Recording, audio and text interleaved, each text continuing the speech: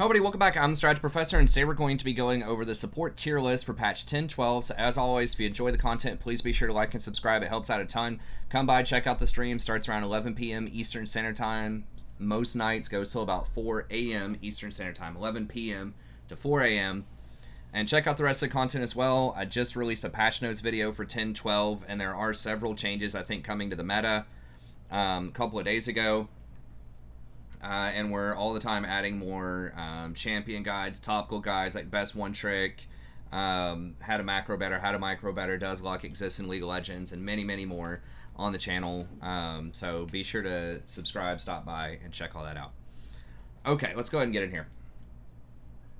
So not a massive shakeup from last patch, but there are a few notable things, and I have been playing support a lot more on this patch and a lot more lately, so if you've kind of, shied away from the channel a little bit as I was kind of messing around with jungle role for the last couple of months, I am back to playing support a bit more, although I am still playing jungle some. It's back to mostly support. And I've been having a lot of fun with it, and, just the results on, like, Soraka, Yuumi to a lesser extent, but especially Soraka, have just been crazy. Like, she's so strong right now. So let's go ahead and start off with Soraka here. And as always, you'll find a link to this Google Doc in the description and timestamps if you don't have time to watch the whole video. And on the main Google Doc, you'll find a link to these mini Google Docs for each one of the main champions that I talk about. And in this, you'll find another link to the wiki if you want to know more stats. I'm going to be referencing that wiki in here. It's just League Wiki. You can look it up on Google, or you can take the link there. And then a 1 to 5 system. 1 is the champion is one of the worst at that task. 5 is the champion is one of the best at that task for a support. So we evaluate the champions based on lane pressure. How likely can they get priority in the lane? Kill threat. How likely is the champion able to cause a kill? Safety. How safe is the champion, particularly from ganks? Scaling, how well does the champion perform over time and then in a game, and then reliability is how likely is it that someone with a moderate amount of practice can perform consistently on this champion over time. So part of that is how hard are they to play in terms of mechanics and in terms of decisions that you have to make, but part of that also is just how well does it fit into the meta. Does it work really well with other champions that are popular? Does it counter other champions that are popular the enemy might pick? So we've got that, and then I'll also have recommended runes and recommended items. And if I have a guide, then I'll have the guide link there. Now, some of the guides are a little bit older, but unless the champion has been fully reworked, then it's going to be probably a similar playstyle as the guide references. Okay, let's talk about Soraka. So why is Soraka so strong right now? Why do I actually have her as number 1? And this guide is intended also for kind of a plat minus audience, so kind of like platinum, gold, silver, sort of mid-level elo. It is going to obviously change a little bit once you get up into professional play and challenger level play, and if you're down in like lower iron, lower bronze, it might be a little bit different. But I think for the vast majority of viewers, this is going to be a helpful list. Okay, so what has changed for Soraka? Well, there were a couple of buffs to her, and remember, I was the one who was sounding the alarm on Soraka back in November when I said she was really OP after some changes, and no one caught on to that for like 3 or 4 months, and everyone started playing her in pro, and all of a sudden everyone thinks she's OP. So I think that she's back to a very strong state right now, and a lot of people are really sleeping on her. So the history of Soraka this season, like I said, she came back in November. There were several buffs of last year, just to really quickly trace the history of her before I talk about why she's strong again right now. One of the really big ones was starting around 9-10 of last season, you got a bunch of extra movement speed, increased to 35%. The bonus movement speed now decays significantly less rapidly, so you got to keep your bonus movement speed. She powered up there, and then you got some extra base damage on your Star Call, 15 extra base damage there. And then this was a huge one. Now properly heals herself more when she's under 40% health. So before, she didn't get the 50% bonus healing when she was under 40% health. That was a huge thing on 917. That was a very big deal. And that was something that just really threw her over the top. Plus the meta changing around a little bit. And that's when she kind of went into OP mode. And then in 10.4 is pretty much when they gutted her. They nerfed her damage by a ton. 60 damage, or the heal. 60 heal off of Star Call. And the rejuvenation only lasted 2.5 seconds instead of 5 seconds. Has a much lower AP ratio, and just all of this stuff. It was really bad. They did give her a bit more base heal, so they took her base healing up by 20. And they gave her this new effect where she doesn't, it doesn't cost her as much health if she's hit somebody with a Q when she starts casting the W on people. But she was still really bad for a while. They did hotfix her on 10-4 again. But they have been giving her a series of buffs ever since then to kind of bring her back to her former power. So they increased the heal to 90 from 80, so a little bit extra on the healing there. And then the bonus movement speed went up by quite a lot, 15 at early levels, and then capping out at 25. So that was a double buff there on her Star Call. Then here was another massive one. On 10-8, they lowered the cost of her heal, especially at early levels, to 45 from 60. And this is one of the major strengths of Soraka, is you can pretty much spam your Q in the laning phase and auto attack, and you'll damage them, you'll heal yourself, and it doesn't cost you any mana hardly. So you don't have to take a lot of mana runes, and you don't have to specialize, you know, into mana items early. Although you are going to get a bunch of Fairy Charm items, you don't have to get something like Tear of the Goddess or anything like that. So very, very low mana cost, lots of uptime on her harassment. And they increased her base mana by 50. So she became a lot more cost efficient early on. And that's really what sets her apart from like Nami and Sona, is you kind of have to watch your mana a little bit with Nami and Sona in the early levels, but with Soraka you can just kind of just spam. And then 10-10. Okay, so this was a couple of patches ago. 3 buffs here, or 2 buffs and a bug fix. One of the big ones was Astral Infusion. The health cost is now changed at early levels to 80% and scales up to 100%. So if you get 3 points in your Q early and you want to Astral Infuse to heal an ally, it's not going to damage you very much at all, because you're going to get refunded by 80% of the health it would cost you. And then they also gave her 10 extra damage on her Star Call, which is a lot of extra harassment, because once again you can spam this all over the place. And the meta has changed over time a little bit. So we're kind of shifting. There still are assassins, but there aren't as many as there were running around. Level 2 and level 3 ganks are increasingly rare. Usually most junglers just start bottom and path top to gank. It's really, really rare to path bottom these days to do like a cheese, you know, red level 2 gank or a blue level 2 gank, because it's so risky. Because there's no more, what's it called, bounce back experience or whatever in the jungle, rubber band experience, which what that was if a jungle camp stayed up, it basically stored up extra experience, and I think it might have stored up extra gold too. So you could just go and like go for a couple of crazy ganks level 2 beforehand last season with the jungle, and then you wouldn't be missing as much in the jungle because it was storing up this extra amount for you, and then you would rubber band back in. So if the enemy jungler ended up getting to a higher level than you, so if you were level 2, you went for a gank, it worked or it didn't work, it didn't matter. If they ended up being level 3, if the enemy jungler was level 3, then your camps would rubber band. They would level up, and you would end up getting extra experience and gold off of that. So basically you weren't really punished for like turbo ganking just over and over and over again and just sitting on bot lane, which is what happened pretty much all of last season. Soraka obviously is not going to like that. So now that's changed. Junglers fall way too far behind if they have failed ganks.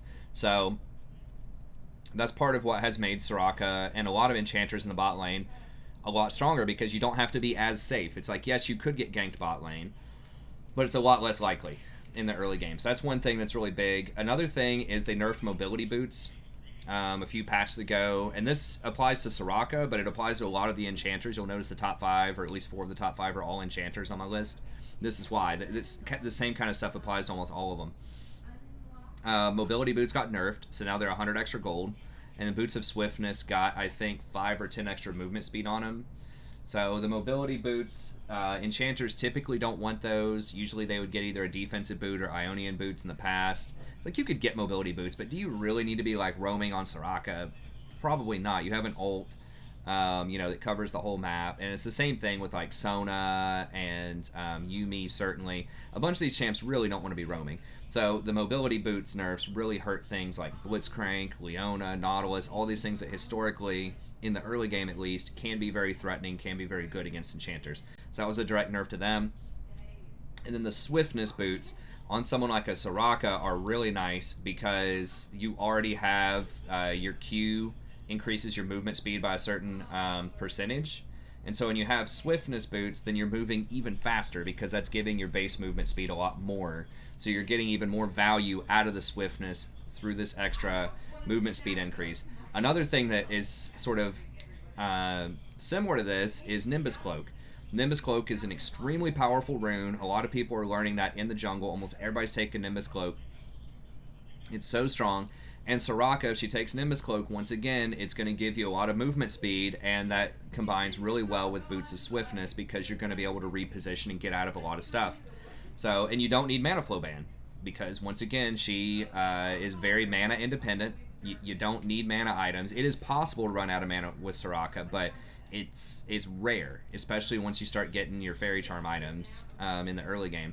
So having that extra movement speed off of Nimbus Cloak, Boots of Swiftness, your Q gaining that extra bonus movement speed in the last few patches. All of this is combining to make her a lot safer than she has been in the past. And the jungle pathing changes makes her a lot safer. It's actually quite hard to run down and kill a Soraka now, more so than it used to be. And typically you'll take Barrier, which was really common last season as well. And a lot of people have been picking up on that. And I would take Barrier on most enchanters, actually. And the thought process behind that is if you don't die, you win the fight, basically. Because you're going to throw out so much healing and shielding that it's just going to be almost impossible to kill anybody else. And if you have Barrier, plus your ult to heal yourself, plus your Q to heal yourself, potentially Guardian to heal yourself, all of that makes it a lot harder to kill Soraka than you would initially think. And you can just run away from a lot of stuff too with your Star Call. So that's added that extra layer of safety. So we've got the Nimbus Cloak, we've got Boots of Swiftness, we have the Q movement speed buff, we have the less likely to gank you. A lot of the counter picks have also been nerfed too. Leona lost a good chunk of damage in her early game from her all-in rotation, so did Nautilus. So these things are pretty rough. And ADCs are getting a bit more power, and some of the scaling ADCs are starting to come back into the meta a little bit more. Some of the attack speed ADCs are going to be a little bit stronger, and what's good with that? Ardent Censor's good with that. So now that the ADCs are becoming a little bit more relevant, they got some buffs last patch, then Ardent Censor is going to be even stronger, and of course Enchanters are going to use that way better than something like a Leona or a Nautilus. So all of these are combining to make Enchanters really, really strong right now in solo queue. Soraka also has the added benefit of, hey, thanks for the sub, I appreciate it. She also has the added benefit of being able to check bushes with Star Call at 800 range, which is pretty nice. Sona can't check bushes, Yuumi can with her Q, but Soraka can also check bushes with her Q, and it does give vision for a little bit too. In addition to, if you hit somebody, you're gonna notice it's gonna have a little particle effect as your Q runs back to you, and it slows them, so it's gonna be harder for them to run out of the bush at you. So she's decent at checking bushes for an enchanter. She has a lot of movement speed, and she just scales so hard compared to most other champs out there. And the biggest thing that a lot of people really underestimate about her is the cooldown on the W. It's a 2-second cooldown. So that is really, really big. So it doesn't look like it's that much stronger. It's like, okay, it's a 220 base heal, and then you've got a 60 ratio. It's like, that's not that much better than most other enchanters, right? A lot of other enchanters are going to have like a 220, maybe even a 240 heal. But it's the fact that it's on a 2-second cooldown, and most other enchanters are going to be at least 8 seconds. Like Lulu's 8 seconds on her shield. I think Janna is 12 seconds. If you hit them with, like, your other abilities, it can get down to, like 8 seconds maybe. I think Yuumi gets down to 8 seconds. So you're going to be able to get off, 3 or maybe even 4 Astral Infusions in the same amount of time that other enchanters are going to get off 1 heal. So that's why, if they don't kill you, you just put out just a crazy amount of healing. And now that you're not damaging yourself as much, once this gets maxed out at level 9 or level 10, you're not damaging yourself at all if you hit a Q first. And that gives you tons and tons of extra health. Before this change, if you threw out 5 heals, you were, and you had 1,500 health, you were doing 750 damage to yourself off of that. So now you effectively, in the same scenario, you wouldn't be doing any damage. So like you get a free 750 health, which is obviously super strong. So I would argue, I mean, she's almost stronger than she was in terms of personal survivability, certainly, because you have so much more effective health because you're not damaging yourself. So it's just really, really hard to deal with her. Like I said, she has great harassment in the laning phase with her Q. You can spam it, doesn't cost much mana. It's efficient too. It's 45 mana to deal 85 damage at level 1 and heal yourself for 50 and give yourself a movement speed increase. And if you heal an ally, it heals them for an extra 50. So like level 2, you hit a Q on somebody, they trade with you, you know, they hit you with some things, you and your AD carry with some things, and then you W to heal them. Is 40 mana. So you W to heal them, and it's going to heal them for 130. It's going to heal you for 50, and it's going to deal 85. So it just really quickly starts to get kind of crazy. Now, the AP ratios aren't as good on her. So getting big ticket AP items like Death Cap, you know, not that you would ever do that or anything, but that type of stuff is not as good. And then stuff like Mage Eyes is not as good. It's still good, like AP's still good on her, but it's not as good as it used to be. So just getting that flat plus healing and shielding off of something like a Mikael's is going to be really strong. But that's just it. It's like great harassment in the laning phase. You pretty much auto win against most other lanes. Unless they hard engage you and all in you, you're probably going to win. Great against things like Ezreal, too, who's really popular right now because he can't threaten you with an all-in early most of the time. And any poke that he does in the early game or even later, you can just heal through it with Astral Infusion. So just the fact that you have so much healing, your Q is excellent harassment, excellent steroid, scales very well later on. Equinox is like not that great for CC, but it can be solid in the right kinds of situations. It can be a good piece of CC. So it's weaker than a lot of other CC on other enchanters, but it's still pretty solid. And then Wish, this is one of the major things that sets her apart from other enchanters as well, is this is a global massive heal. So the upgraded heal, if someone's below 40% health, they get the upgraded heal, is 225 and then 82% AP ratio.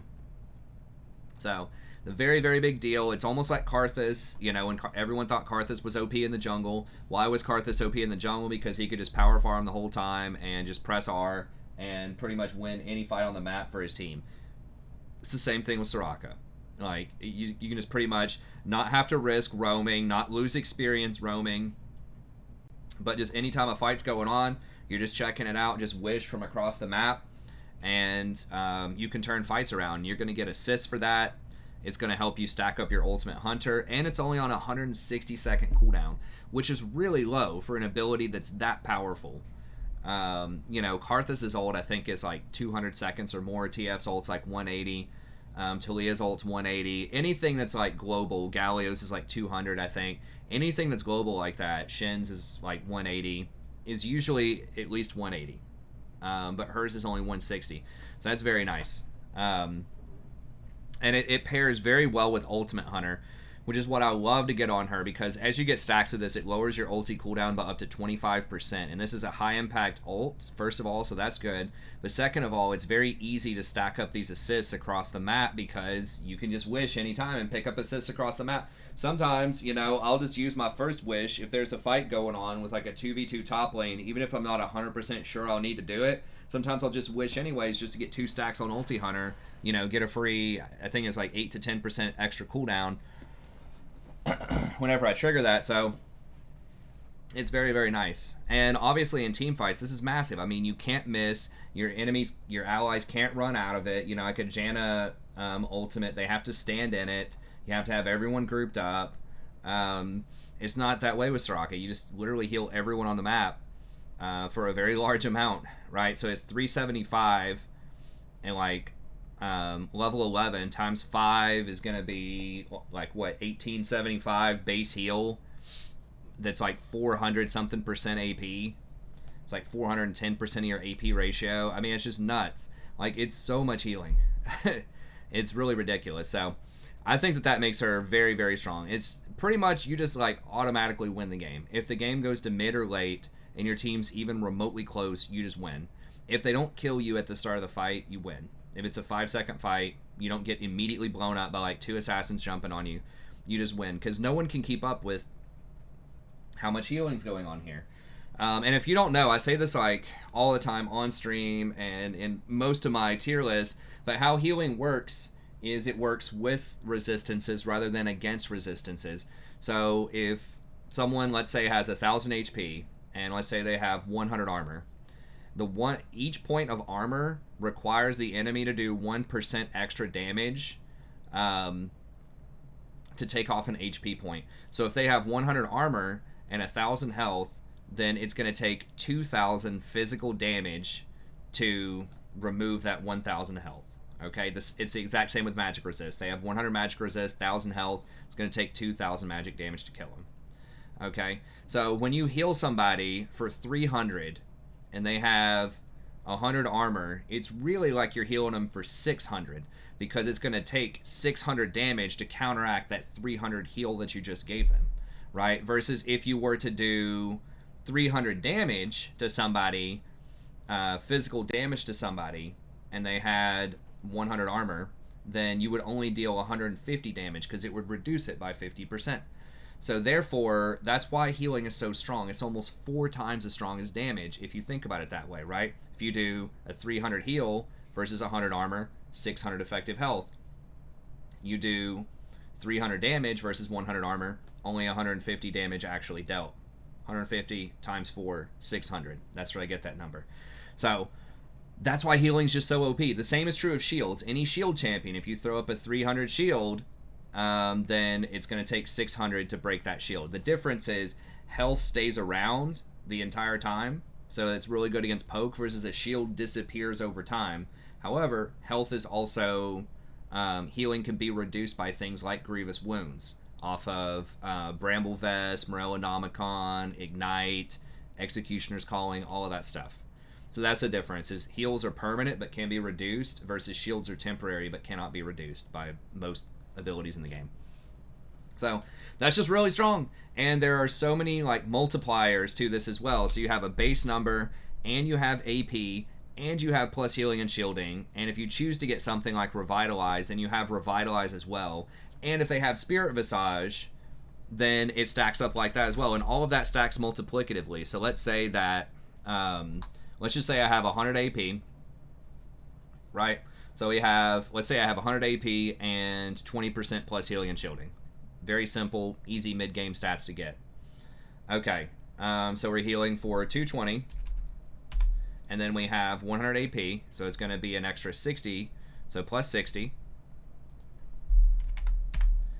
Okay, so that's 280, and then times an extra 20%, 336. And if it is, let's say, healing somebody with 50 armor, you have to times... Okay, so it's going to take... You're effectively healing them for about 500. It's going to take 500 damage to counteract that heal that you just did on a 2-second cooldown. That's not even including the Astral Infusion. If you hit one of these first, then, you know, if this is kind of in the mid-game, then they're going to get an extra 70 that's going to get multiplied through all of that. And let's say that champion has 100 magic resist and a Spirit Visage, for example. So you're going to get your 280, right? And then times 1.2. And then times the Spirit Visage, which is going to increase your healing on them by 30%. And now, because they have 100 magic resist, then it's going to effectively double that heal in terms of effective health. Now all of a sudden, it's 874 damage they have to do to cut through the shield that you just did. Right? And, you know, a lot of people will get Grievous Wounds against you as well. So it's like, okay, times 0.6. Great, you Grievous Wound. You're still going to have to crank out, you know, like 524 damage every 2 seconds. So like more than 250 DPS, damage per second, in order to keep up with that healing, even through Grievous Wounds.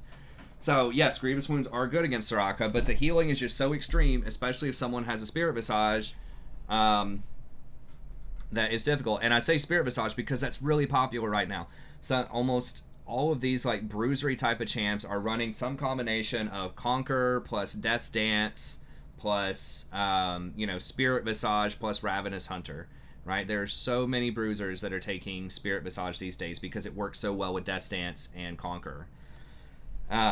So that's why she just scales so well over time, and that's why I think that she's just the strongest right now. So now they did just, I think it's a nerf to Guardian. I talked about this in my patch notes. The reason that I think it's a nerf is because you can get poked out in lane a lot easier. That doesn't matter as much for Soraka as it does for someone like Rakan, because you can heal yourself in the lane. So if they, you get hit with some poke, it's probably okay. But the fact that you don't get the movement speed is kind of a big deal. They took the movement speed off of Guardian. Now you do have a bigger base shield. You do have a bigger base shield, which is pretty nice because that does work with your plus healing and shielding. So that is going to be handy. Now keep in mind also that Spirit Visage does not work with shields. So if you're a Janna and you shield somebody who has Spirit Visage, you don't get that 30% extra shield, but you would get 30% extra healing from Soraka. So that's partially also why I think the big healers like Yuumi and Soraka are outperforming things like Lulu, at least in my mind, on my power list, things like Lulu and Janna. It's because of that. But I don't know. I mean, the movement speed is a big deal. You don't need it as much, once again, as someone like Rakan or someone like Braum. Can you play with me upstairs? Yeah, I'll be upstairs in just a little bit, okay? Daddy's going to finish this one video, then I'll come upstairs, okay? Okay. But, so I don't know. I mean, we'll see. The movement speed does matter. I mean, having the bigger shield is nice. Yeah, that's really cool, isn't it? That's a cool little stool there. So we'll see how it goes. But these are kind of the two builds here. Is Guardian gives you personal protection against people trying to jump at you later. You can be close to an enemy, or you can heal somebody and get the Guardian triggered, which is nice. Flaunt of Life is not that great. It gives a little bit of extra healing, but not that big of a deal. Conditioning is nice later on. It usually gives you about 12 armor, 12 magic resist, so that gives you some extra survivability. But the main attraction is Revitalize, which can give you up to 15% extra plus healing and shielding. You get 5% guaranteed, and then if someone is... Good job, Rory. If someone's below 40%, they get an additional 10% on top of that, and that stacks multiplicatively with everything else at 10%. It's not just normal plus healing and shielding. It stacks with all of the other plus healing and shielding, and the Spirit Visage, and the AP, and everything else. So, if you check Revitalize and you do that, and you do pretty well in a Soraka game, it'll give you like 4,000 or 5,000 extra healing at the end of the day. So it really increases your healing, and that's in a game where you might have 30,000 to 40,000 healing. So it gives you about 10% extra total healing output, which is good. You can't get down. Yeah, you can. I can't. Yeah, you can. Go ahead, Rory. I'm Then you can do Taste of Blood. I also think Ghost Poro was pretty good. I think I might put Ghost Poro back up here again. And the main reason that I like Ghost Poro, number one, it gives you better scouting early. Like I said earlier, it's a little bit rare for people to like cheese gank you, but it does help you watch Dragon. People trying to gank or like grab dragons really early after their first back is very common on things like Nunu, or just almost any jungler can do it these days. They weaken dragons a lot.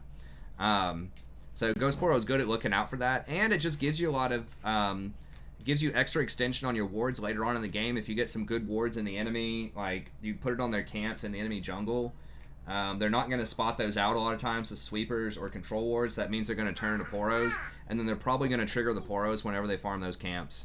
So it does give you extra ward extension, about, I don't know, 50% more time on your wards, which is really nice. And it gives you 30 AP later on, which is really valuable. That's more than 600 gold worth of value. And she still does do very well with AP. Not as well as she did back in the day in the early game with her Q, but it's still very good. And then I think you have to go Ulti Hunter. That thing is just so OP because you stack it so fast with a global ultimate, and your ult is just such high impact, guaranteed value in a team fight, cross map presence, just it's everything. It's one of the most powerful ults in the game. It's like a reverse Karthus ult. That scales with resistances instead of against them, has much higher base numbers, and has a much lower cooldown. Sounds pretty OP to me. And then you kind of have your choice. You can do that Guardian build, or if you think you're going to be able to dominate the lane, you can go for the Aerie Nimbus Cloak. I was just talking about how Nimbus Cloak is really good on her. Aerie gives you like great harassment early on. gives your shield, or gives your heals an extra little shield later on, which is very good. And Absolute Focus, I think, is good these days. Before, you would never get that on Soraka because you hurt yourself a lot, especially in team fights. But since you don't hurt yourself as much with your W, then it might be worth it. You know, in the mid game, you're going to be able to get like 20 to 25 extra AP out of that, which is, you know, over 400 gold value, so that's pretty good. And then you can go Scorch, gives you a lot of extra harassment in the early game. It's kind of worthless later on, but it can help you dominate early. You could also try Gathering Storm. I really don't like Gathering Storm as much just because you're already going to be a monster late game and you just want to shore up your early game a lot of times. But, you know, it really takes till about 20 minutes or so before Gathering Storm's worth very much. Good job, Rory. So it really just depends. I mean, Guardian is going to... The big difference here is, first of all, Revitalize is really OP on Soraka, and you don't have Revitalize with this build.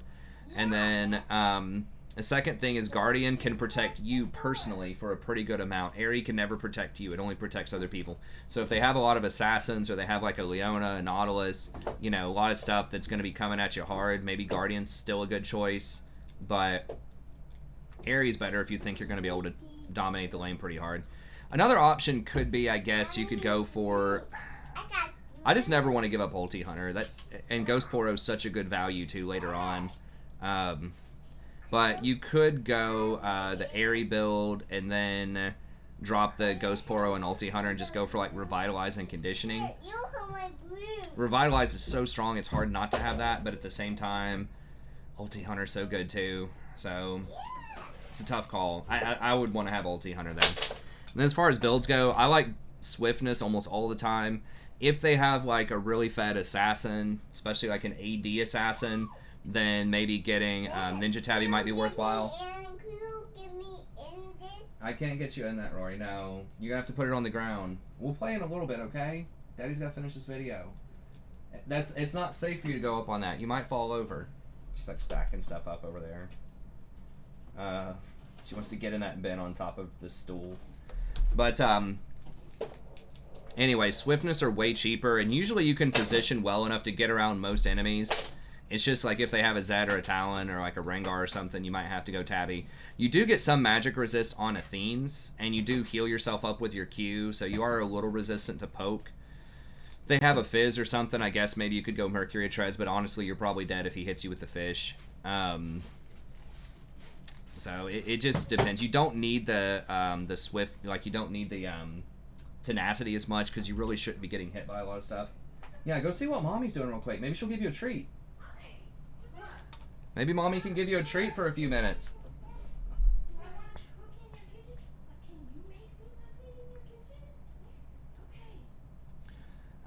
And then Frostfang. I think Relic Shield actually might be where I would go. I'm kind of back on that train again just because it's guaranteed wards, guaranteed money.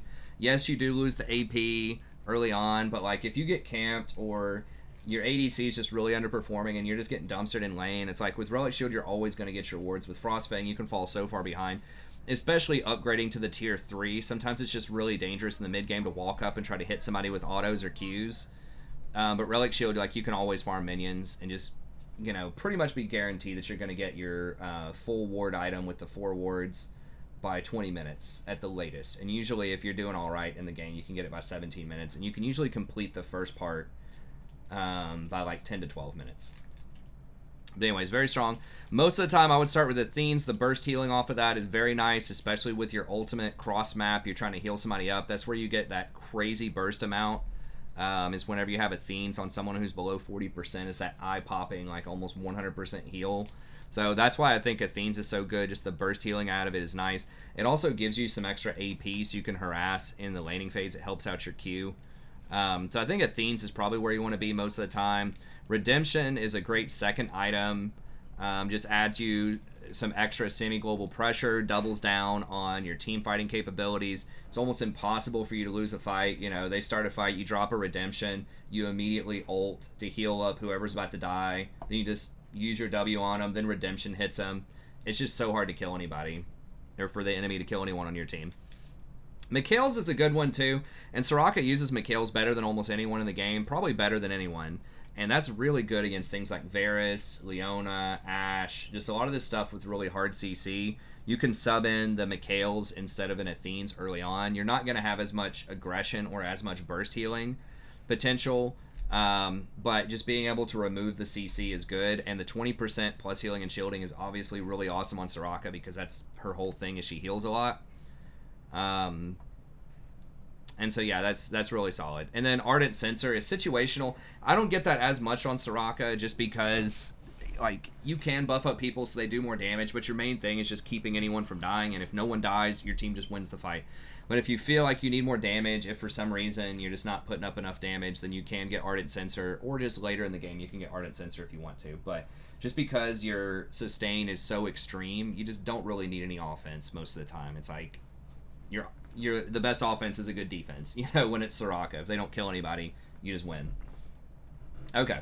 That's enough out of Soraka. 35 minutes of Soraka there, but a lot of what I said I think is going to apply to a lot of other enchanters as well, but we'll go through these a bit faster. Okay, Yuumi.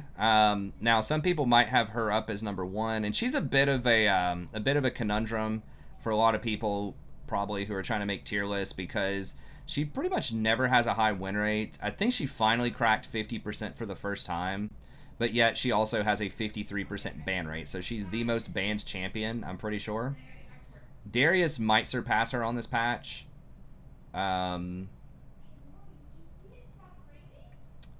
Because Darius is going to be really OP with the new ghost changes. But nevertheless, she's super strong. So, like, what makes Yuumi strong? Why does she have a low win rate, though, but a really high ban rate? And the answer is the ceiling on her is so high that, like, if it's a good Yuumi player, it can just feel like it's impossible to win. And she's just such a threat. It's so difficult to deal with her because she does so many different things to help her team out. But she has a low win rate because she is surprisingly a lot harder to play than people think. Now, mechanically, she's not that hard, but some of the decisions on her and some of the risk management aspects are really hard for kind of low elo people or like mid elo people to really maximize on. So yes, she is super safe. If you are attached to somebody, you don't take any damage. But if that somebody you're attached to is doing something stupid like tower diving, or is like roaming to an area that's not really safe, you have to jump off and run away, right? And I think too many Yuumis will just stay attached for the dive, or they'll just get caught up in really bad situations, or they'll try to go ward by themselves, or even roam without someone with them, face check without someone with them. So there's a lot of things that can go wrong when you play Yuumi, and that's why she has lower than a 50% win rate, because a lot of people just take too many unnecessary risks with her. But in the ideal situation, she is going to be super strong. So what is it about Yuumi that makes her really strong? Well, the number one thing is that she basically, in a team fight, will have the effective health of everyone on your team. You know, so that's the thing, is you can't ever kill her. She just stays attached to other people. If they die, you can just jump right over to somebody else, no problem. So she just has full uptime, basically immunity to assassins, as long as, once again, you're not getting baited into stupid situations. She's going to be really good there. So that's number one. That's why she gets played in pro, and almost no other enchanter does in the bot lane, is because she is extremely durable, because she just can't be killed later on in the game.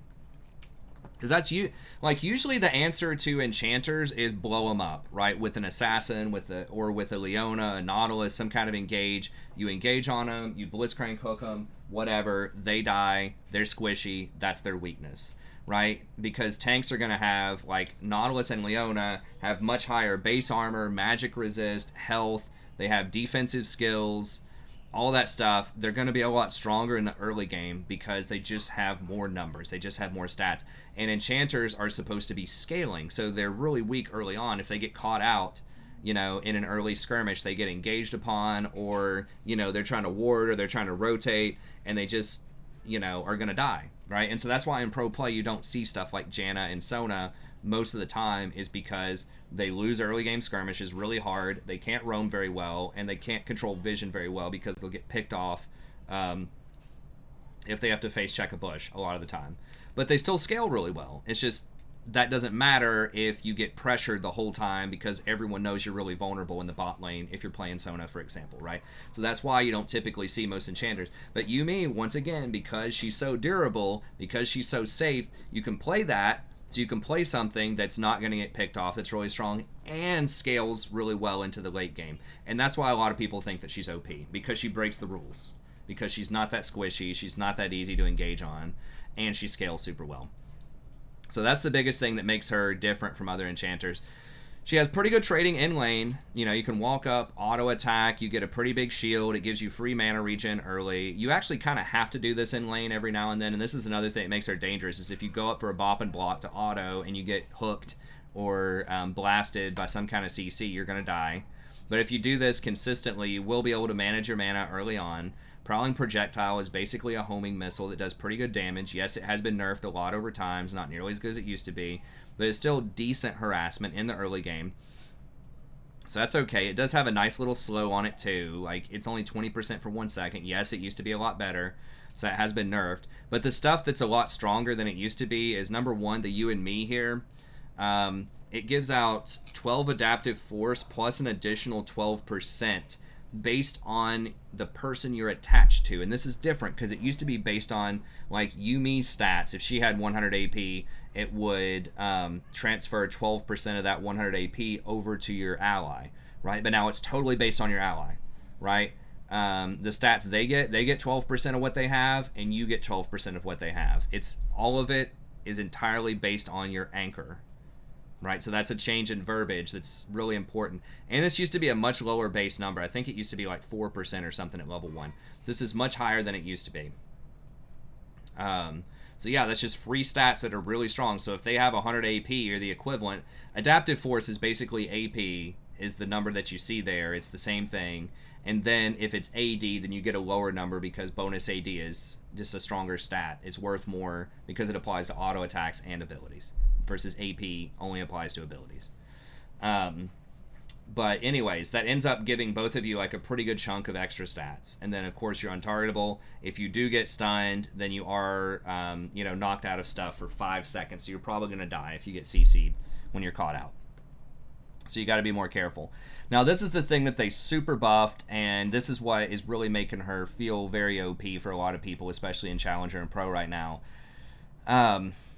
She gives herself 15% plus 10% per 100 AP, bonus movement speed for 3 seconds. And if you're attached to somebody, it's going to heal them and give them that instead. So giving somebody 25% non-decaying movement speed for 3 seconds is a very, very big deal. On someone like a Set, a Darius, Olaf, pretty much anything. It's very good for escaping. It's very good for running people down. So it's really hard to get away from Yuumi because she can slow you down with her homing missile, and she can speed up her ally with zoomies. And it's a pretty respectable heal, 210 base. It's only got 40% AP, so it's not, not as strong as it could be, but it's okay. And it gives out 45% attack speed now. So this is just like a Lulu W on steroids. It gives the movement speed, it gives the attack speed, and it gives out a heal. A triple whammy on one ability. Just super insane. Yes, it does cost an absurd amount of mana. You do have to take Presence of Mind with her and Mana Flow Band. Everything that gives you mana, you have to get it. But it's just absurdly good. Like you just get so many free stats. Like 45% extra ability power. I think it's 1,000 gold worth of stats. That's 25 times 45, somewhere close to 1,000. So, anyways, I think that I think it's like 925 or something. I mean, I do have a calculator right here. I guess we could do that, huh? 1125. Okay. But yeah, just lots of free stats you can give out to everybody. And then you have Final Chapter, pretty low cooldown, pretty respectable damage too, 240 maximum damage with an 80% AP ratio. It's a huge hitbox, has a very large range too, 1100 range, great CC, good for engage, good for peeling, just very, very strong. So I think that all of that is what makes her really good. And her itemization, the fact that you don't have to get boots, and most of the time I would recommend not getting boots on her because you're just attached to somebody else anyways, basically gives you a free 900, at least 900 gold, right? Boots of Swiftus are 900 gold, Ionians are 900 gold. So that's 900 gold you could put towards getting a faster Ardent Censer, getting a faster Redemption, getting a faster Athenes, whatever it is you want to get. I mean, you're basically going to be getting it probably 5 minutes faster than anybody else, 3 to 5 minutes faster, depending on how many kills are going on in the game. 900 gold's a lot for a support, because you can't farm. It's basically just your gold generation item and assists are how you get your money and like tower gold. So it's really, really good. Frostfang, you obviously want to get that with her, just because you don't get a lot of value out of the health on Relic Shield because you shouldn't be getting hit very often. Athene's is super powerful and super important because you can charge that up with your Q, and that's how you get that huge burst heal when someone tries to go on the person that you're attached to. So that's how you get the, oh my god, that's OP healing, is because of Athene's Unholy Grail. Ardent Censer is another one that's very good on her, because it doubles down on your attack speed that you naturally have. So you're giving out the extra 45% attack speed, and then Ardent Censer gives extra on-hit damage and additionally gives more 45%, or gives 25% extra attack speed most of the time. So it just works really, really well with Ardent Censer. If you take Aerie, when you jump from person to person, because that's considered a targeted ability, it will put Aerie on them, so it will give them a little shield, and that little shield does trigger Ardent Censer as well. So in a fight, you can just, zip around, because it's no cooldown if you're jumping from person to person. You can just keep jumping around to a bunch of different people and triggering Aerie on them over and over again, like every 2 seconds or so, and giving them Ardent Censer over and over again. So it's very, very strong. So yeah, usually it's just Athene's, then Ardent Censer, then Redemption. It's possible if you don't have a good Ardent Censer target, if it's like an Ezreal on your team who's not going to use it, and you don't have any other attack speed users, you could just go for like a Redemption second. If they have a lot of CC, you can take a Mikhail's. But yeah, she's just really strong. The fact that she's untargetable, gives bonus stats here in the form of, Adaptive Force, gives extra attack speed and movement speed. These are all things that Soraka doesn't do that much. Now, her healing's a lot less. It's 8-second cooldown with only a 210 base, but it's the attack speed, the untargetability, and this stuff. Now, Soraka can give out some movement speed, but not that much over time.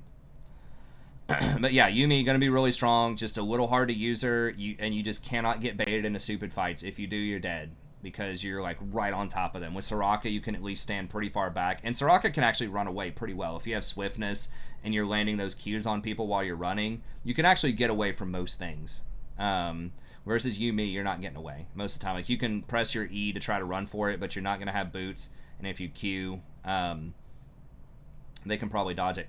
Another final thing with Yuumi that I'll mention is that you don't have to take Flash, so you can usually take Ignite plus Exhaust, or Heal plus one of those, Ignite or Exhaust, and that gives you a triple offensive summoner advantage. Presumably your AD carry is going to take Flash plus something offensive. So that gives you a little bit more, kind of equals the playing field on your all-in potential in the early game, because your W isn't like a real ability in the early game. So it's pretty nice. Okay, but let's move on from Yuumi. Going to be super strong right now, although a little bit riskier than Soraka, but very, very strong. Very banned a lot of times. Okay. Why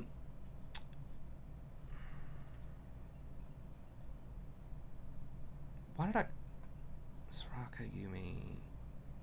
I thought I moved Sona up. Hold on a second. Let me pull this up here real quick. Did I mislabel these? This tier list is very close to what I had the other tier list as.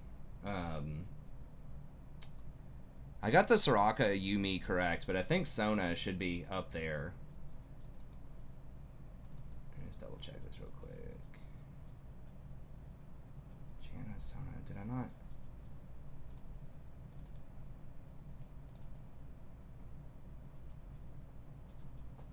Okay, I got the wrong document here. There's only a couple of changes, but this, I ended up labeling them. I'll fix it on the real document when I link it. But where did that just go? Oh, here we go. All right, sorry about that, because I was like, I know I had Sona as number 3 here. So that was last week's there, part of it. So sorry about that. Pull that down there. So it should be Soraka, Yuumi, yes. Soraka number 1, Yuumi number 2, and then Sona number 3. There we go. Okay, so I just ended up getting them crossed up there. Okay, so Sona actually moved up quite a bit. I had her down low because I was like, well, why would you ever want to play like Sona a lot of times when Soraka's available? But the thing is, Yuumi is banned a lot, and if Yuumi is banned and they pick a Soraka, I think Sona's probably going to be one of the better things if you don't want to roll the dice and try like a Blitzcrank or something. But I do think that Sona is probably stronger. I'll have to try her out a little bit more on this patch. She is very good at team fighting, and she is consistent in the early game, because all you have to do is just press Q and then auto attack, and it's going to do a lot of damage.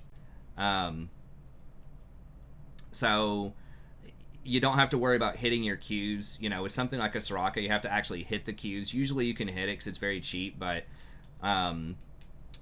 with Sona, it's just automatically going to hit them. So she does put out more damage. She does put out more harassment, but if you have to heal, then your W can get very expensive, and it's not nearly as good as like Yuumi's heal or as Soraka's heal in the early game. So she has nice, consistent harass. The fact that you trigger Airy and Scorch, and that your Q can't ever miss, and it can potentially hit two targets, is super strong early on. And she's one of the best abusers of Athene's and Ardent Censer in the game, because you put out quite a bit of damage for an enchanter with your Q, because it does double damage, and then you auto attack off of it, and half the time you have an empowered auto attack anyways. So that charges up your Athenes really quickly, right? So if you go like 3 points of in this, and it's like a team fight later on, that's going to be automatically 200 damage plus your auto attack, plus you get 20 extra damage on hit for you, so that's 20. And then if, you know, 1 or 2 other people get this as well, they're going to get an additional 20. This is going to be something like 260 base plus your auto attack. It's going to be like 300 to 350 damage that you're putting out with this spell, that eventually comes down to like a 6-second cooldown, right, in the mid game. So that's really, really strong. And it's very... I guess they did buff the cost on this quite a bit. I thought that... Oh, that's because of... what is it? Like, if the aura touches somebody, yeah, it gets a 30% refund. I was like, dang, that's more expensive than I remember. Yes, you have to touch somebody with the aura. You get a 30 refund. So it really costs 45 in the early game. But, yeah, it's just really good, consistent harass. And then later on, in team fights... this just adds so much extra value as well, and this goes down to 75 cost. It used to be 85. So if you're tagging one of your allies with this, you actually got a mana cost reduction in the laning phase. But if you're trying to solo lane Sona, then this got a lot weaker. But these numbers don't look very impressive, right? Like a 125 shield, it's like, okay, who cares? And a 110 heal. But just if you hit... even 2 people with this, because it heals yourself and your nearest wounded ally and shields everyone, including yourself. So even if it's just you and your 80 carry, you're getting a 210 shield, and you're getting a 250 shield and a 210 heal. So that's a 460 combined healing and shielding off of one ability in the baseline scenario. So that's really strong, and that would also be a 1.1 AP ratio, which is huge.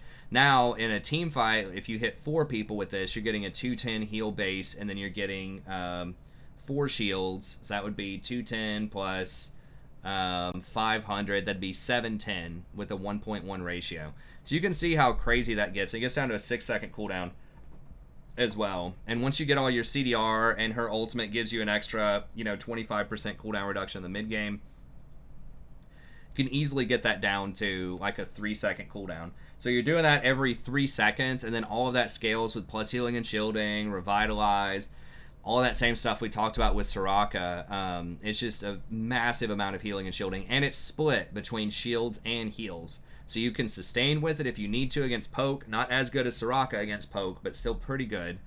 But it doesn't get reduced as much by Grievous Wounds, because the shield portion does not get reduced.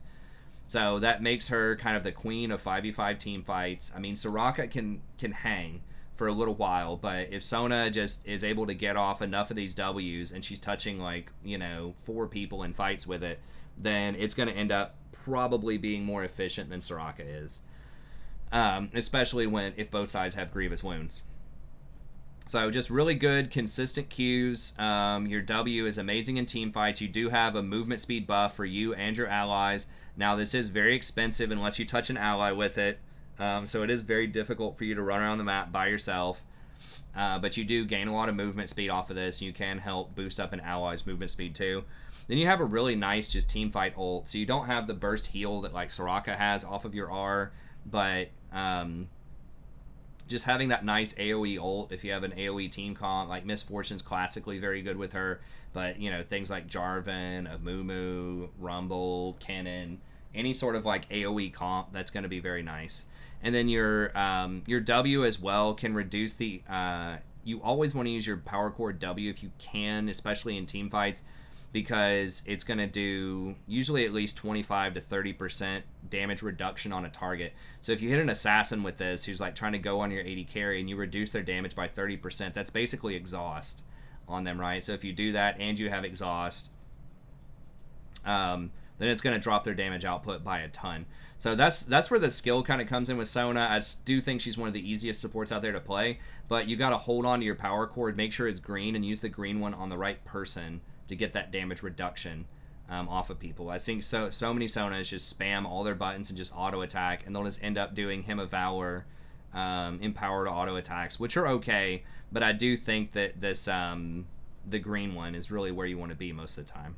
So yeah, very simple to play, very powerful. I would also take Swifties and Barrier on her. That makes you a lot more resilient to all ends, especially if you are, you know, power cording somebody with the green one and they're trying to all in you, and you have boost of swiftness to run away from them, and you have your Aria of Perseverance to help heal you through it, then it can be pretty good. She did fall a little bit in priority compared to Soraka, because a big thing with Soraka is you used to hurt yourself so much in fights that it made you a lot more vulnerable. But now that you don't hurt yourself, it's not as big of a deal. But Sona does heal herself while she's healing other people in team fights. So that is that's partially you know, why I've liked her a lot in the past. But anyway, she's still going to be really strong. Next couple ones that we'll bring up here are Lulu, and I know we're almost out of time here, so I don't want to take too long with this. I know I've spent so long on like the top few as usual, but Lulu's pretty good. She does have a nice shield, 8-second cooldown, so it is a little bit shorter than some of the other ones like Janna. Janna, if you hit them with the W and your tornado every time, then it does, you know, it can get down to like 8 seconds. But either way, Lulu is going to be, has a nice shield. Her Q's basically worthless outside the laning phase. A lot of Lulu is single target power and not AoE. And I think that's partially good, but can hold her back as well. So your ultimate is the best example of this, where it's a nice burst infusion of health of about 300 health on somebody, but it doesn't scale with plus healing and shielding, so you don't really get a lot of benefit out of that, and it's just one person versus, you know, Yuumi can CC a whole bunch of different people on the enemy team, Sona can CC everybody, Soraka can heal everybody on your team, Maokai CCs everyone, Janna can knock everyone back and heal everyone, Bard can CC multiple people, Nami can CC multiple people, almost everybody on this list can, except for Lulu, right? You have one knock up. I guess technically that can knock up multiple people for 0.75 seconds, but it's just like, it's okay. Like the base effectiveness is good, but it just doesn't scale as well as it doesn't scale with plus healing and shielding. That does make it immune to grievous wounds, which is nice, but the fact that it doesn't scale with plus healing and shielding is rough. Your normal shield does on your E, just not your ultimate. And then your W is really cool, but you have to pick a mode. Either it's a good piece of CC against a single target for like 2.25 seconds polymorph, or it gives attack speed and movement speed that's very similar to Yuumi, right? It's going to give you about, you know, 30% movement speed and about 45% attack speed. So that is good. Now, another thing that does make her a little bit different is her passive picks when you shield somebody. The on-attack extra damage that Pix does is deceptively very high. It's about 80 damage in the mid-game. So when you put this on someone who has really fast attacks, like a Jinx, or something like a Twitch or a Kog'Maw, who's going to be building a lot of attack speed items, then that can put out quite a surprising amount of damage. I mean, 80 on-hit damage effectively is like almost 2,000 gold worth of health, or worth of damage. So she is really, really powerful. She's a very powerful single target buff machine, right? So that's why she's great with things like Twitch historically, Kog'Maw, Jinx, and those champions could get a lot more powerful on this patch. I suggested in the patch notes video you might see some of those champs running Ghost a lot more, I would not be surprised if that comes in because you get those resets now off of Ghost, and it just allows them to position really well, and they have a lot more uptime on their auto attacks. So I don't know if they're going to go Ghost plus Flash, or if they might just end up going like heal plus Ghost and just ditch the Flash. It probably depends on the matchup, but either way, I think people will eventually figure out that that's very good on some of these long range, immobile ADCs. And when they do, Lulu's going to be very good with that because you can give them even more movement speed and extra buffs. So she's one of the most dependent a lot of times on the AD carry doing really well because you want someone who has really high attack speed because they're going to get benefit out of your picks and out of your W. And Ardent Censor's also really good because, once again, that doubles down on your movement speed, gives you extra on-hit damage, all that stuff. So you really, really want to pair her with an ADC that's going to be competent. It's like... And someone who wants attack speed. So it's like, she's okay if you have an auto-filled Ezreal on your team. You can still do stuff, but it's not going to be nearly as strong as if you have, like, a Kog'Maw or something that's like your duo that you know they're solid. So she definitely can be pretty good right now, I think, and her win rate, I believe, was reflecting that. Although I do think these other ones are a little bit more reliable. The one thing she doesn't have is any healing whatsoever, so you can potentially get poked out. You are going to lose trades against stuff like Soraka and Sona in the laning phase because they have heals and you don't, so that can be pretty rough. And you're not necessarily going to outscale them. But she is pretty good against assassins because you have that instant burst, infusion of health, and the knockup, and you can polymorph many of the assassins when they're coming at you. So she has her pros and cons. It's like better single target buffs, better single target CC, but gonna lose trades in lane against other enchanters and gonna get outscaled unless you have a really, really powerful AD carry on your team. Okay, Maokai still gonna be kind of the king of engage, I think, in my mind, and it's because of all the unique utility that he brings to the table that I've been talking about for months. You can scout really well with your seeds. They do quite a bit of damage in the early game. You have a knockback with your Q, which does pretty respectable damage as well. You have a point-click engage with your W. It is relatively limited on range, but they can't dodge it, so excellent against your Lucians, your Ezreals, all that kind of stuff out there. Undodgeable point-click engage. Really huge hitbox on your ult, so you're probably going to CC a ton of people. Flexible itemization. You can go for something like a Knight's Vow into Stoneplate if you need to go like hard tank. If you're winning or you want to go hard engage, you have like a Darius or an Olaf or something like that on your team. You can actually get a Shurelya's, and it's not terrible on him. In the early game, the plus healing and shielding does affect your passive, so it will give you a little bit of extra health. It's a cheap item. It's just pretty effective on him, so you can go for that if you want to. So he does have some flexibility in his build, but I like him just because it's a point click. They can't dodge it, they can't flash it, you can't miss it. It's just great. And the biggest thing is the vision, though. It's just so good. It basically gives you free wards, like 3 free wards on the map, which is massive. So I still think Maokai's gonna be pretty good.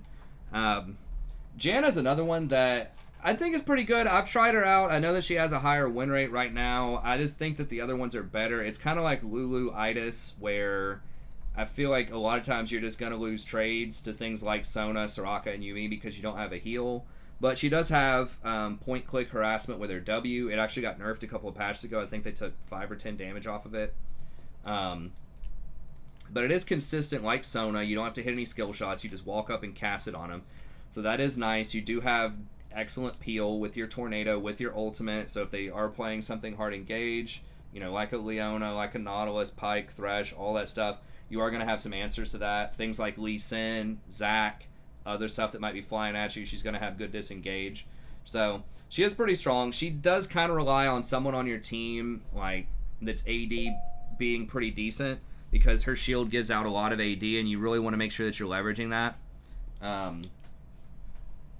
So that's definitely something to keep an eye on. But she's good, and she's really fast, so she's one of the better roaming enchanters as well. She just gets a lot of free movement speed off her passive. So I would probably still take Swifty. She is an enchanter who did actually like mobility boots because you could get around the map pretty well. But I would probably take Swifties just so you can move around in combat a little bit more and reposition. So she's good. She is a bit harder to play than a couple of the other enchanters just because you're reactive. So you have to use your tornado to stop their movement, use your ultimate to stop their movement. So you're not as proactive as some of the other champs. Like, you have to have the timing right on some of those things. But I still think she's going to be pretty solid. I might have to try her out again if they have like a Leona or a Nautilus and I want to pick an enchanter. Okay, Bard is really hard to play, but if you're very good on Bard, it can work. You just have to learn all those little nooks and crannies, like where you can, get around with your little, your tunnels. He does have some aggression early on. It's a low auto attack range, though, of only 500, so I feel like you can get poked out against things like Soraka or Sona. But he does have some sustain with his W. He's just very, very good at roaming. If you can get your timing right, he can be strong. Now, they did nerf Moby Boots. They have nerfed Bard directly a couple of times, but he still has a really high win rate, and a pretty good play rate, like 8.4% play rate in Platinum Plus and almost a 53% win rate, so it's hard to argue with those numbers. I just have him down a bit lower just because I think he is like really hard to play. You have to learn how to use all of his stuff right. I mean, his ultimate can lose you the game just as much as it can win you the game. If you accidentally hit, one of your allies or you mistime something, it can be pretty brutal. So Bard is very good in theory, but you're working really hard to get the value out of him, and it takes a lot of practice. Okay, last few here. Nami, still going to be pretty strong. The nerf to the movement speed a few patches ago was pretty bad. They took the bonus movement speed she gives off on her passive from 60 down to 45, which did hurt her win rate. She dropped about 2%, 1.5%, 2% after that. But she does have nice reliability, walk up, UW, point click, deals damage to them, and heals you at the same time. And she's one of the enchanters with one of the best kill threats, because if you land that bubble, a lot of times your ADC can jump in and you can potentially kill people, which is rare. Most enchanters don't have that kind of CC in the early game. So that is pretty nice. Your R does add a pretty good bit of utility. It's very disruptive to champions that need to dash. So it's really good against like Rakan, and just like Echo, some of these other, like Diana, some of these other dash champions. Like, it's so hard to get around that wave in a lot of situations. And, it's got a good knock-up. It gives everyone extra movement speed. So she's good. She doesn't scale as hard as the other enchanters do. So if the game goes long, you're going to lose to Soraka, Yuumi, or Sona probably, because you only have one piece of healing on your W, and it's a pretty long cooldown. Versus most of the other enchanters are going to have multiple pieces of healing, or they're going to have lower cooldowns on it. So she's still going to be really solid, though. And then Leona is one of the better hard engage tanks that are still left. Very low cooldown on your ult, good range on it, so you can start fights from a long ways away. And she just snowballs really hard. She can engage through the minion wave with your E, so great for getting on the things like Soraka, Yuumi, and Sona. So if you have someone like a Jhin or a Draven or a Misfortune or something else aggressive, and you can get up there and just bully the enemy and get ahead early, she can just shut out the game and snowball hard. But if you don't get ahead early, then the enchanters will, outdo you later on, right? Once the the Soraka or the Sona gets to 2 or 3 items, enchanter items, you're just not going to be able to keep up, because a lot of their stuff is going to boost up their plus healing and shielding, which increases the power of all of their teammates, right? Because they can put that power, that effective health, anywhere they want to put it, right? So they're a lot more flexible, and they're going to put it on the people who are the carries on their team who have a lot of gold. With Leona, a lot of your items, some of them can help out your team a little bit, right? So you've got Knight's Vow, which helps a little bit, but it's a lot more limited. You can get Knight's Vow, you can get Locket, and a lot of it's just going to make you personally tankier, which is good, but that doesn't help your allies out as much. It's nice you're soaking a lot of hits, and you've got some CC and things like that, but just the raw power and being able to transfer that over to your allies is just not there for tanks versus enchanters in the late game. They're just going to destroy you. Unless you get a really good pick and very concentrated, high burst damage, you have double assassins on your team or something like that, it can be good. But the fight better end in under 5 seconds, because if you're up against any of these enchanters and it goes for longer than 5 seconds, you're just going to lose. If they get off 2 rotations of their healing spells, you're probably going to lose. So she's very good, but she's very snowbally, and you have to take your advantage if you get it and take over the game. Blitzcrank's another one who's really strong. A lot of people might have him a bit higher ranked. But he's just very risky. It's like you either hit your hook and you're a god, you one-shot a lot of people, especially enchanters. You know, if he ever gets a hook on a Soraka or a Sona or a Yuumi, like, they're dead, you know, most of the time. So it's pretty much one-shot, but if you miss your hook, you're basically worthless. You know, everything is predicated on hitting your hooks. So it just depends on how well you hit it. And the thing is, there's a lot of stuff out there, especially with the new Night's Edge that's becoming a bit more popular, that's basically the Banshee's Veil for ADCs. That makes it a lot harder to hit those hooks when everyone's sitting there with a bubble with either Banshee's Veil or Knight's Veil, or Knight's Veil or Banshee's Veil, whatever, Night's Edge or Banshee's Veil. Then that can be sort of a problem. And, you know, you're facing a lot of stuff that's really mobile, too. You're seeing a lot of Ezreal still really popular. Lucian's creeping back up a little bit. There's a lot of champs that can be difficult to hook sometimes. So, anyways. And then the final one's Rakan. I dropped him down just a little bit because the Guardian nerf, I think, is going to hit him the hardest. He really wants that movement speed. He doesn't have a lot of good sustain, so he can be poked out in the early game if he can't use the Guardian to block chip damage every now and then. And he was already kind of falling a little bit out of the meta. He gets outscaled by enchanters. He is very good for engage, but it's just getting a little bit harder. So if you're a really good Rakan player, you can still make him work, but I feel like it's just going to be a lot easier if you're playing a Soraka, Yuumi, or a Sona right now. But the Guardian nerfs hurt him. It's possible he just goes back to Aerie. It's possible he could try out something like Unsealed Spellbook. Maybe with Nimbus Cloak and Unsealed Spellbook, so that you have, you know, a summoner up every fight that you can use. I might try that out. It sounds pretty fun. Sounds pretty interesting. I do love Rakan. Rakan's my most played champ, certainly over the last few years, I think, and he's one of my favorite champs. So I do think he has a lot of potential, but in some of these lanes, it's going to be really hard. Now, Xayah did get a small buff on this patch, so it's possible she comes back in a little bit more, but Rakan's still going to be a bit on the weaker side. Now, Pyke is pretty strong as well right now, but you have to snowball, you have to get ahead, you're going to get outscaled by enchanters, you got to hit those hooks. In early game, I think a Pyke landing a hook isn't quite as brutal as Blitz. They both can be good, but anyways, he's got a snowball, but like things like Umbral Glaive, you know, Night's Edge can be really good on him. So he has a lot of potential, but his items are very expensive. And, you know, stuff like Moby Boots have been nerfed a little bit.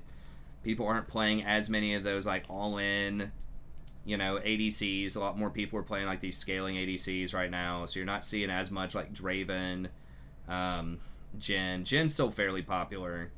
But, like, Draven's fallen off, who is pretty good with Pyke. Miss Fortune's fallen out of favor a little bit.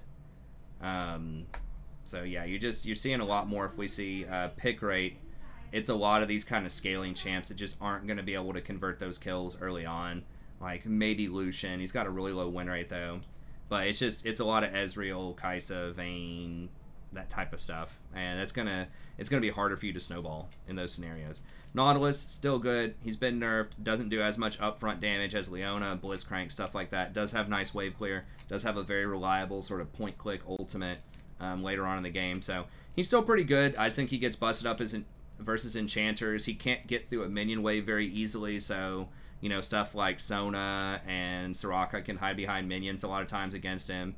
So he can be good, but it's just a little bit tougher now. Zyra and Brand as AP options are pretty decent, but, you know, kind of like Pyke, you have to get really far ahead, or you're just not going to be able to afford your 3,000 gold items that you need.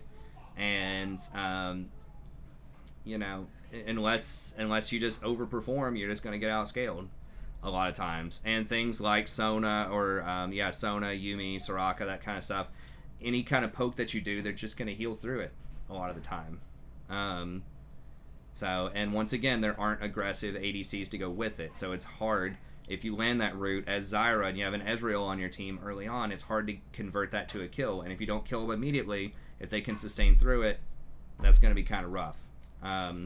So yeah, I just don't think it's a meta right now for really aggressive early game supports that are, you know, heavily reliant on all-ins, just because the popular and powerful ADCs just aren't doing that. You know, it's not the Draven, it's not the Jhin, it's not the Miss Fortunes right now. It's the Ezreals, the Kai'Sas, the Vaynes, the people who just want to farm it up for 20 minutes. So Soraka is kind of the best of both worlds, right? Like she has very good harassment early on. Sona and Yuumi also kind of fit into that. They have very good harassment. They have very good light trading because they have heals and they have good trading tools in their kit. But they also scale super well in the late game. So yeah, they can't just, potentially one-shot somebody at level 3 like a Leona combo or a Zyra. But with the kinds of ADCs that's going on, especially if you're playing in gold and lower. I've been playing a lot on my gold Smurf account in the last couple of months, and people are just so timid. The ADCs, like, most of the time you're playing in front of them. If you're playing support, they're just going to sit there and watch, and they're only going to commit a lot of times if it's like guaranteed you're going to win the fight, right? Like you've already poked them down to like 30% health, then your ADC might step up and auto attack them every now and then. People just play so scared as ADC, and really as a lot of roles in gold, that it's hard to optimize the stuff like the Zyra, especially if they're playing Ezreal and they're playing scared. It's just really hard to do the all-in champs. So, just play something. I recommend the Soraka, Yuumi, Sona. Just play those. It's got good poke. It's got good harass. You can potentially 1v2 the lane yourself with the poke, but then you also scale. Anyways, okay, that's going to be it. Hopefully you enjoyed this. Be sure to like and subscribe if you did. Come by, stop by the stream. Come hang out. Cool, chill community. I'm happy to answer any questions that you have or hear about any of your adventures in League. And I'll see you next time. Have a good day.